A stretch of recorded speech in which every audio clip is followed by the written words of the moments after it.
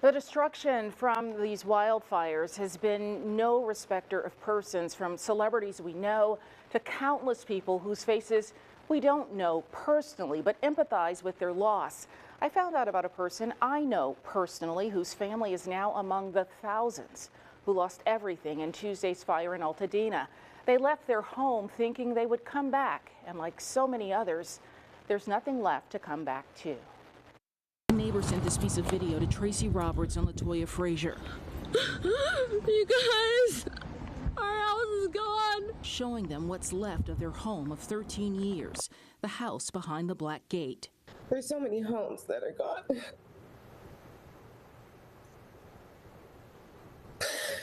It's our homes, it's our post office, it's the stores, it's everything. The bank. It's thousands of homes that are gone, and so I interviewed them from our CBS 42 studios via Zoom. We have our moments, you know.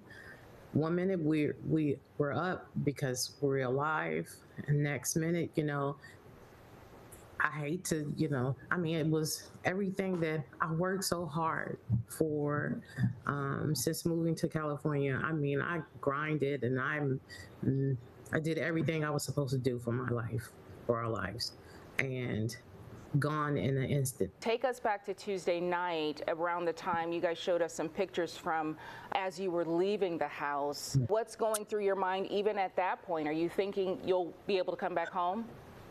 yeah, because the fire was on the other side of the mountain. And so Tracy's like, we may have to evacuate. And I said, it's far. I was in the fires, I think it was in the 90s. I was a kid. The entire backdrop of Altadena was on fire, but it didn't really touch any homes. And so for this to be on the west side and looking at the mountain, it wasn't near us. And so I said, we have time.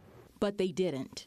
30 minutes later, I see my neighbors packing up, and I go, what's going on? We're leaving. I said, well, the command post is down the street, and they said that we're okay. We drive back up the street, and the command post is gone. As are thousands of homes in Altadena alone. There's blocks and city blocks just of nothing. And so I'm expecting to, like, be homeless, not homeless, but not to return, and for a minimum of 2 to 3 years, you know.